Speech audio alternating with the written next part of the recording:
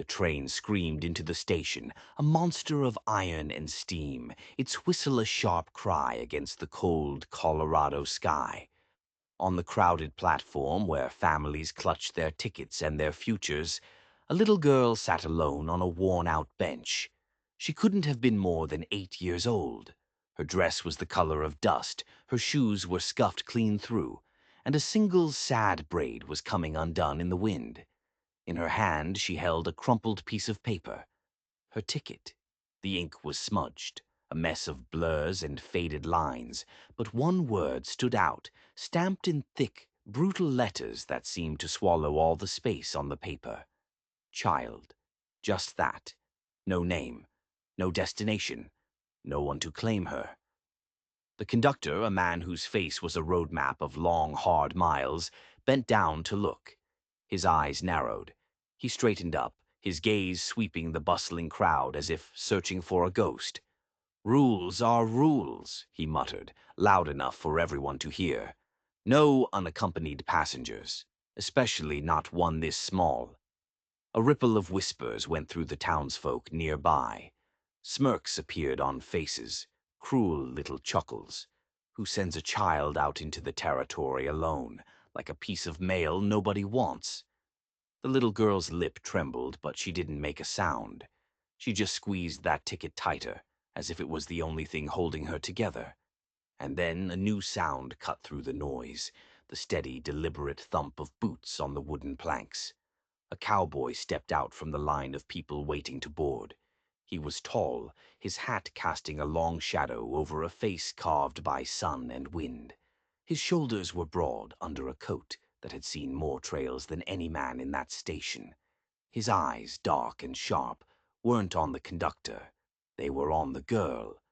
He didn't say a word. He didn't ask. He just moved to the bench and sat down beside her. The old wood groaned under his weight.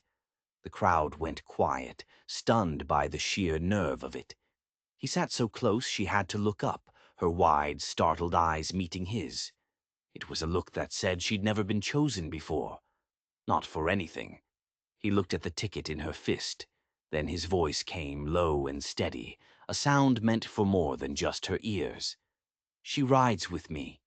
The conductor blinked, his finger jabbing at the ticket. "It says child, sir, not father. That seat requires a name." The cowboy's jaw set like stone. Slowly, deliberately, he took off his hat. The brim was worn smooth from 1,000 sunrises. He placed it gently on the little girl's head. It was so big it swallowed her whole, the brim falling down over her eyes. A collective gasp went through the crowd. "Then write mine," the cowboy said. His voice hit the platform like a gunshot.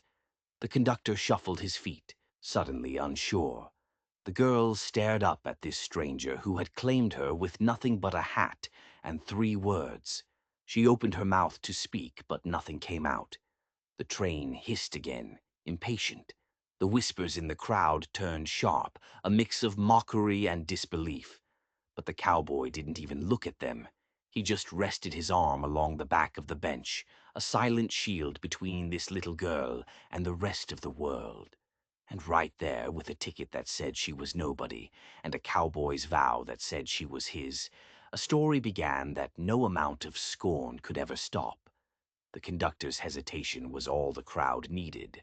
The whispers exploded into open laughter, sharp and ugly, filling the air with a cruelty that cut deeper than any blade. A man with a crooked smile said the cowboy must be desperate, claiming a stray like that. A woman in a starched bonnet sneered that the girl looked more like a beggar than a daughter. The word spread down the line. Improper, a man alone, a child not his own. The girl shrank under the weight of it all. The big hat slipped lower, hiding the tears that were starting to fall. Her shoulders curled in, trying to make herself disappear into the bench. But the cowboy didn't move. He didn't even flinch. Instead, he stood up.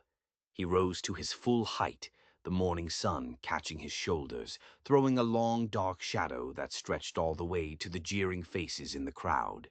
His voice was low, but it bit through the noise like a hammer on an anvil. A ticket doesn't make her less. A word on paper doesn't tell her story. He turned, and with a gentleness that seemed impossible for a man his size, he took the crumpled ticket from her fist. He held it up for everyone to see. "This here says child. Looks to me like she needs a father, and I reckon I'm fit enough to try." A new wave of gasps rippled through the onlookers. Some scoffed, but others looked away, uneasy. There was a power in his voice that dared them to challenge him. The conductor cleared his throat, clutching his clipboard like a shield. He mumbled something about the rules, but the weight of all those eyes, mocking and watchful, made him falter. It's been said that men often laugh loudest when they're afraid of the truth. And the truth on that platform was that one stranger's courage was showing up all of their cowardice. The girl peeked out from under the brim of the hat. Her small hand, trembling, found the sleeve of the cowboy's coat and held on tight. She didn't say a word, but her silence was louder than any plea. The cowboy put the ticket back in her palm and closed her small fingers around it, as if sealing a promise. Then he turned his gaze back on the crowd, his eyes sweeping over their judgmental faces. "You call her a stray," he said, his voice harder now. "But a stray becomes family when someone stands up and says so." The laughter died. An uneasy silence crackled in its place. The hiss of steam from the train suddenly sounded deafening. Finally, the conductor gave in. He scribbled something on his ledger and waved them toward the train with a grunt, clearly wanting the whole thing to be over. The cowboy put a steady hand on the girl's back and guided her forward. The whispers followed them like ghosts, but the bond had been made, forged in public, and it wouldn't be broken by a few cruel words. As they stepped onto the train car, the girl clutched both the ticket and the brim of the cowboy's hat, as if terrified of losing either one. And in her eyes, for the first time, there was a fragile, flickering spark, the first glimmer of what it felt like to belong. The train lurched into motion with a deafening screech of iron on iron. Smoke billowed past the windows, and the world outside dissolved into a blur of green and brown. Inside the crowded car, the cowboy, Sam, settled the girl onto the wooden seat beside him. His big hat was still comically large on her, the brim resting on the tip of her nose. People across the aisle were whispering, their eyes darting over. Some looked on with disgust, others with a quiet, cautious curiosity. Sam ignored them. He rested his arm on his worn saddlebag and stared out the window as if the endless horizon could somehow steady the world that had just been turned upside down. The girl sat stiff as a board, the ticket still clenched in one hand. Her other hand was gripping the fabric of her dress so hard her knuckles were white. She didn't speak. For miles the only sounds were the rattle of the train and her heavy, silent fear. It wasn't until the conductor came through again, punching tickets, that she finally moved. She pressed the crumpled paper into Sam's palm, a silent admission that she no longer trusted herself to hold it. In that one small gesture, a universe of meaning was passed between them. She was willing to let him carry her worth. He looked down at her, saw her lips trembling, and asked in a voice so low it was just for her, "What's your name, little one?" Her answer was a broken whisper, almost lost in the noise of the train. "Marielle."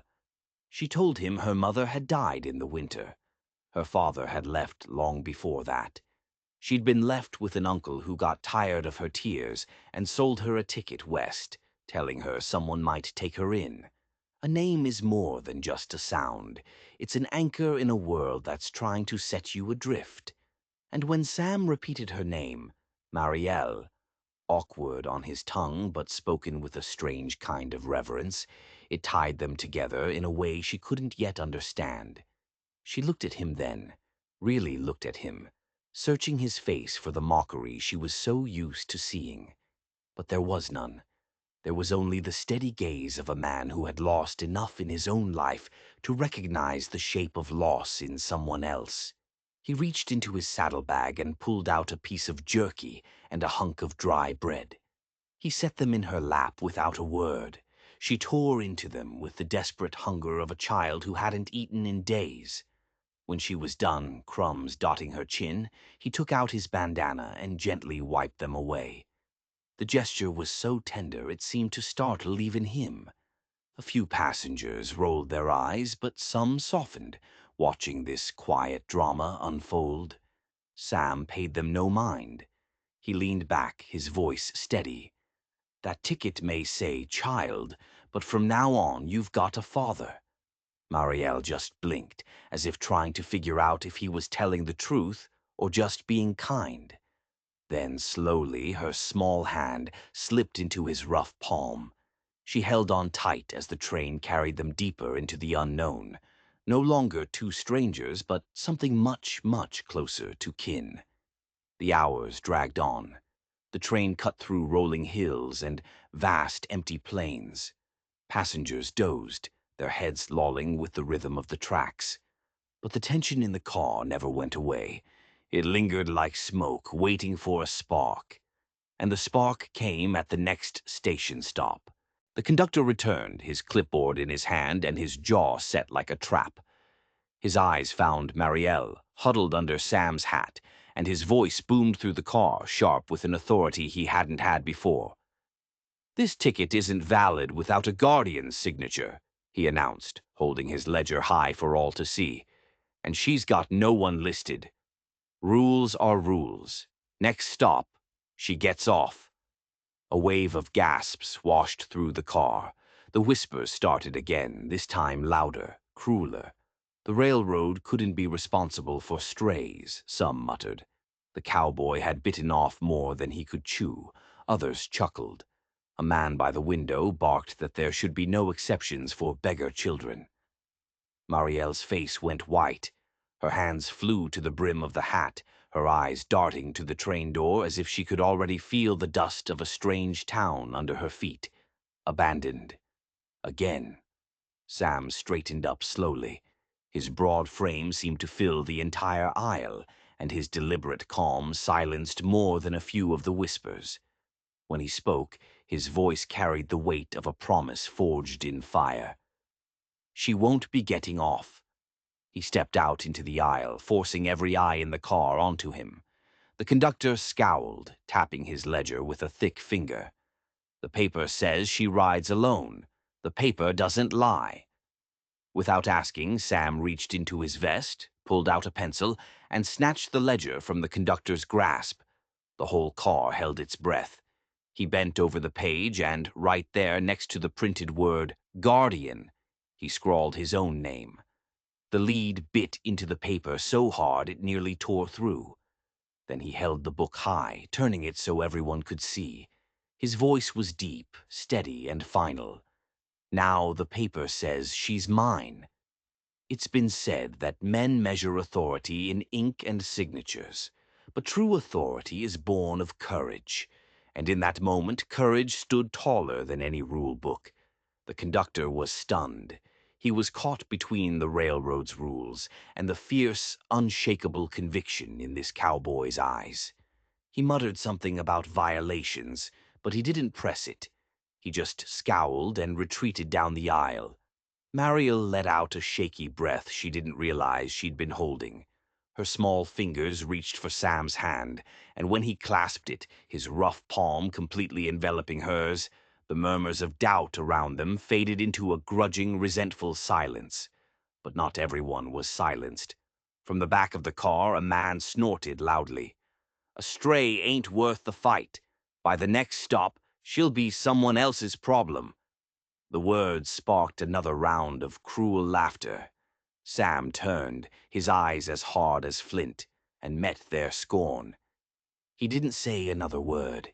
He didn't have to. The sheer weight of his stare pressed down on them until the laughter choked and died, leaving only the steady rhythm of the train carrying them west, with a vow now sealed in both ink and heart. As night fell, the train's lanterns cast a flickering golden glow on the worn, weary faces of the passengers.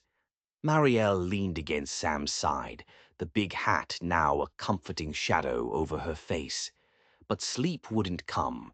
Her small hands twisted the ticket over and over, the word child smudged but still visible, like a brand that wouldn't wash off.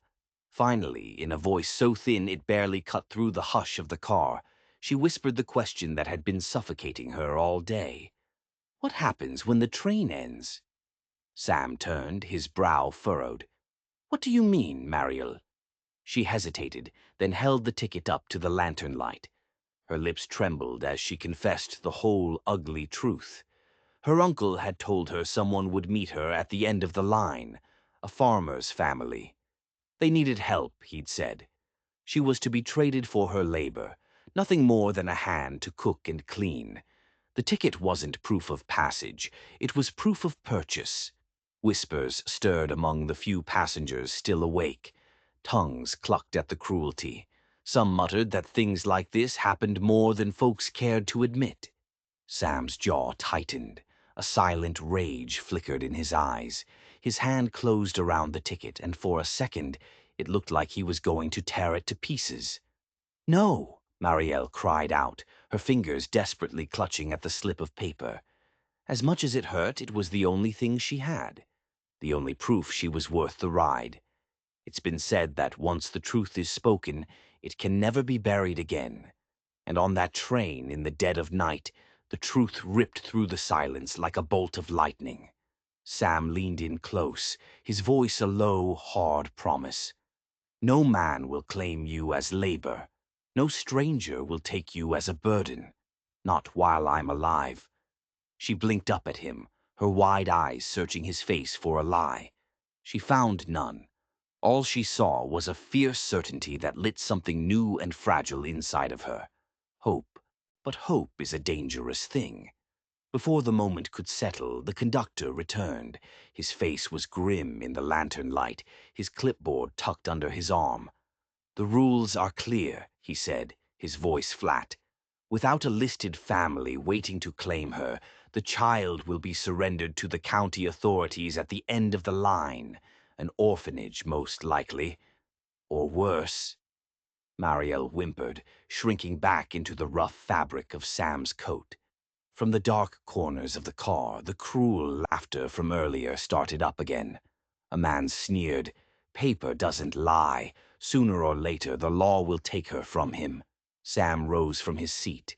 His frame filled the aisle, a dark silhouette against the flickering light. His voice was low, but it rang through the car like a church bell. "Then you'll have to tear her out of my arms to do it." The car fell dead silent. No one dared to challenge the fire in his words. The conductor grumbled about reports and regulations, but he backed away, retreating from the weight of a promise that could not be shaken. Mariel pressed closer to Sam, clutching the ticket to her chest. But now it meant something different. She knew with a certainty that defied all logic that whatever the paper said, she was no longer unwanted. She had been chosen, and choice was stronger than any law. The train rumbled on through the dark plains, its wheels a relentless heartbeat against the tracks. Marielle, tucked into the warmth of Sam's coat, trembled with every sway of the car, as if the whole world outside was a monster waiting to snatch her away. Sam just pulled the coat tighter around her, a silent, steady presence in the dark. Slowly, her breathing began to match the rise and fall of his chest. The rhythm of his heart became her own. In that quiet space, he told her about himself, how he'd grown up with no siblings, no cousins, just long days moving cattle and long nights under an empty sky. He spoke simply, but the loneliness in her own heart recognized the same emptiness in his words. She found herself studying his face in the dim light. The deep lines etched by the sun, the quiet strength in his jaw. She realized she had never been cared for so gently in her entire life. She asked him then, her voice so small he almost missed it, if he really meant what he'd said, that no one would take her away. He looked her square in the eye and gave a single firm nod, a promise not just spoken, but carved into the very core of him. She bit her lip to hold back the tears, and then, with a final shaky breath, she slid the ticket into his coat pocket. She was trusting him to carry it now, not her. Sam felt the weight of that small piece of paper against his chest. It was heavier than any rifle he'd ever carried. It was the burden of belonging, and he would not lay it down. As Marielle's eyes grew heavy, she laid her head against his side and drifted into a sleep deeper and more peaceful than any she had ever known. Sam stayed awake, staring at his own reflection in the dark glass of the window, and for the first time in a long, long time, he didn't see a drifter. He didn't see a loner. He saw something new, something not yet fully formed, but strong. He saw a father. Dawn broke gray and cold over the prairie. The first pale streaks of light cut across the train car, waking Marielle from a dream of a place much gentler than the world she knew. But the peace was shattered in an instant. At the next stop, a group of men boarded. Their boots were loud on the floorboards, their laughter sharp as spurs. Before Sam even saw their faces, he felt Marielle go rigid beside him. It's been said that you can smell evil in the way a room goes quiet when certain men walk in. And that morning the air in the train car soured. One of the men was carrying a ledger. Another had a whip coiled in his hand. Their eyes scanned the passengers, and when they landed on Marielle, they stopped. One of them whispered, too loudly, "That's her, the missing one." In a single gut-wrenching heartbeat, Sam understood. Someone had sent these men to find her. "Please," Marielle whispered, her voice a thin thread of terror.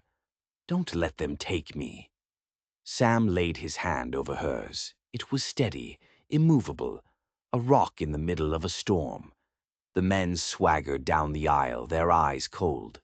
They stopped in front of Sam. "We're looking for a girl," the man with the ledger said. "Traveling alone. Ticket marked child." Sam's answer came slow and firm. "She's not alone. She's with me." The man squinted, flipping through the pages of his ledger. He muttered about property owed, debts unpaid, guardianship lost. Each word was a blow, draining the color from Marielle's face.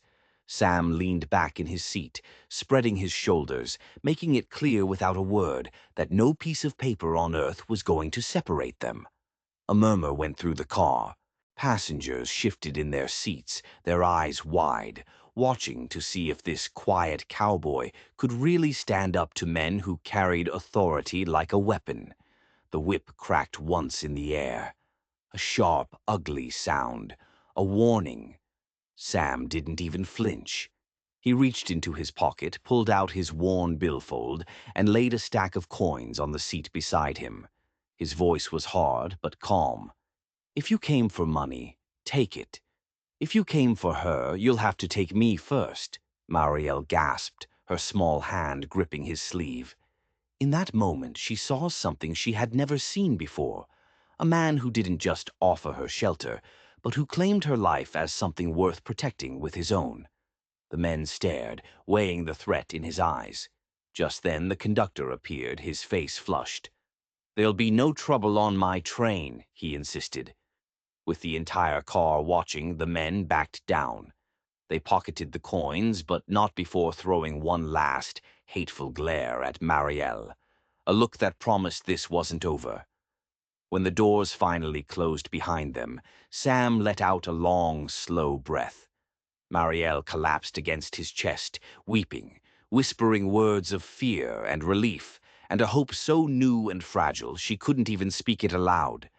It's been said that in that hour the girl stopped being a passenger and became a daughter, because only those who are bound by love can cry with such perfect trust in another's arms. Sam stroked her hair, his voice as quiet as a prayer. "You're safe with me. Always." And though the train thundered on toward towns he'd never seen, the real journey had already begun. The journey of a broken girl becoming whole, and a lonely cowboy learning that sometimes Fatherhood chooses you long before you ever choose it. A heavy silence settled over the train car after the men left. The rhythmic pounding of the wheels on the track seemed to echo the beating of every heart in that car. Finally, the conductor approached their seat again. He walked slowly, his hat held low, his ledger tucked under his arm. His eyes, when they met Sam's, were sharp, but something of the hardness had gone out of them. He looked at Sam, and then at the small girl pressed against his side, and he asked the question that everyone else was thinking. By what right do you claim her? Marielle's breath caught in her throat. Her fingers dug into Sam's hand. All her life she had been a burden, a debt, a thing to be passed from one person to the next. The entire train seemed to lean in, waiting for the answer. Sam paused, just for a heartbeat. Long enough for the doubt to hang in the air, but not long enough for it to take root. When he spoke, his voice was as steady as the iron rails beneath them. By the right of a man who found her when no one else did, who gave her food when no one else would, who sat beside her when the rest of the world walked past. That's the only right that matters. The conductor studied him, his brow furrowed, as if weighing the law of the railroad against the law of the human heart. Then he turned his gaze on Marielle. He bent down low, so he was at her level, and his voice was softer than she'd ever heard it.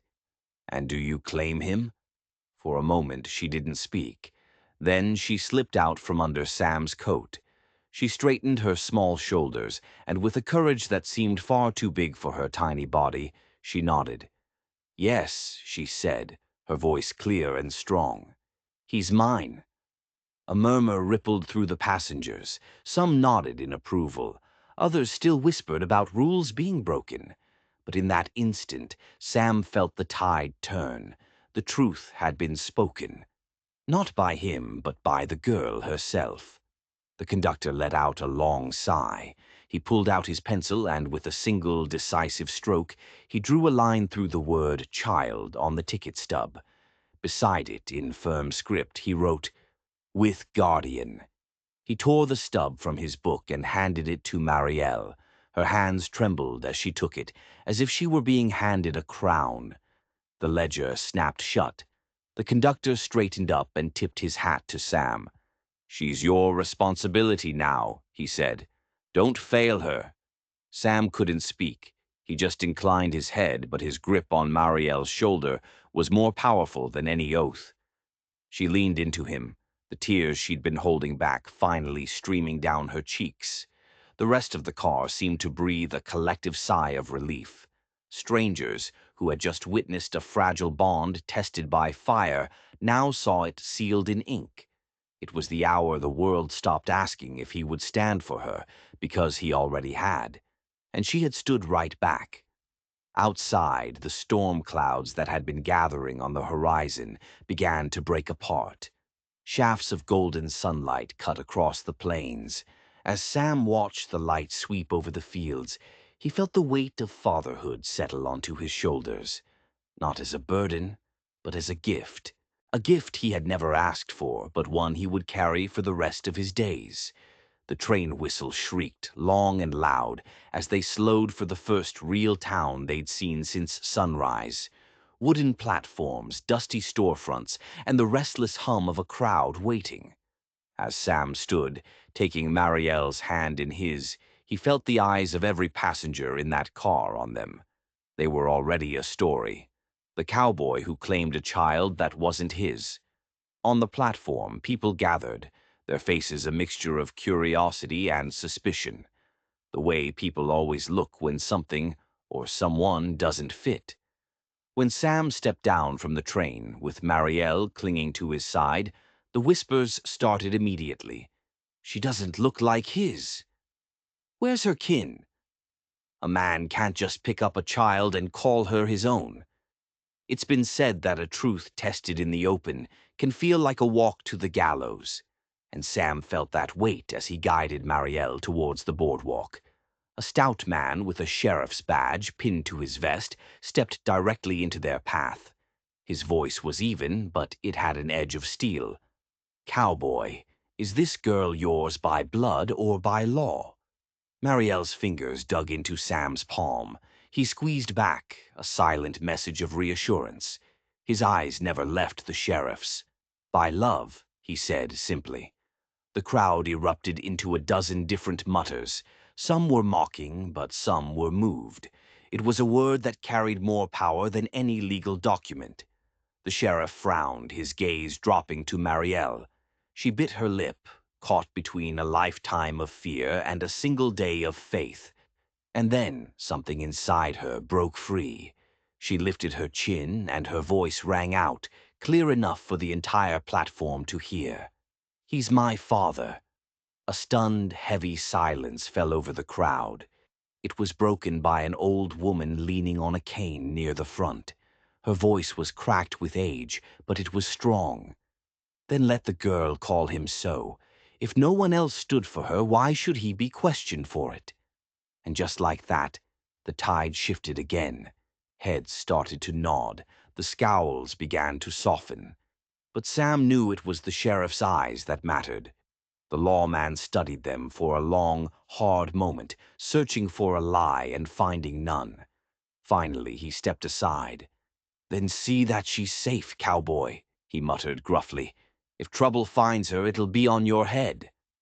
A wave of relief washed over Mariel, so powerful she buried her face in Sam's coat to hide her tears. The crowd began to disperse, some still shaking their heads, others whispering about the strange, powerful bond they had just witnessed. There are moments when a family isn't born, but chosen, right in front of the whole world. And when that happens, the world itself has to decide whether to accept it or turn away. Sam led Marielle down the dusty street, his stride firm, her small steps now lighter beside him. They didn't have a house, they didn't have a bed to call their own. But in that walk through a storm of judgment, they had become something stronger than either of them could have named.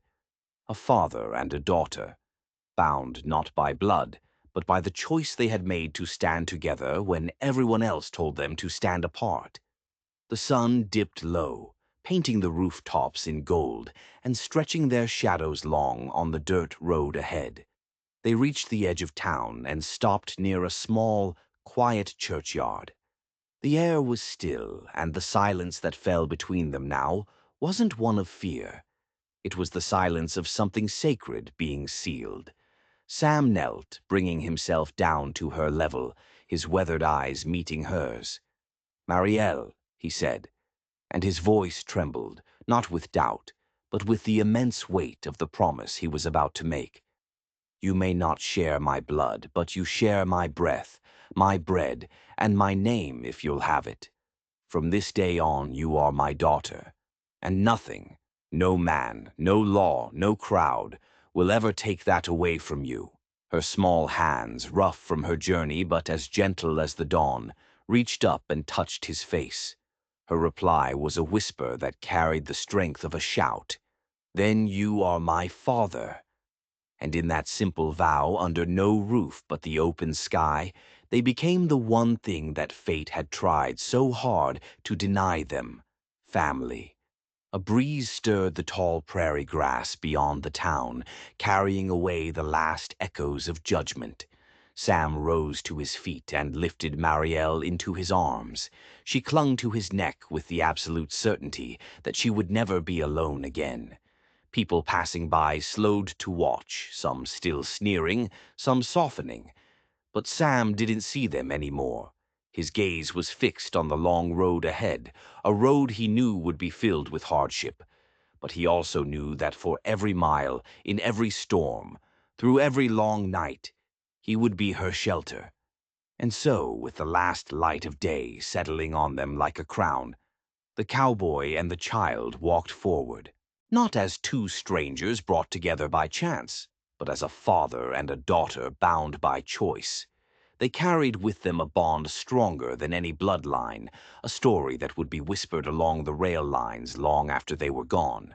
A story of how, in the year 1872, a ticket that marked a child as worthless became the mark of a new life, and how a cowboy who had no family found one, written in the small hand that chose to hold his forever. If you enjoyed this story, don't forget to like, share, and subscribe for more stories of the Forgotten West. If you had been on that platform and found that ticket, would you have sat down beside her too? Let us know in the comments below.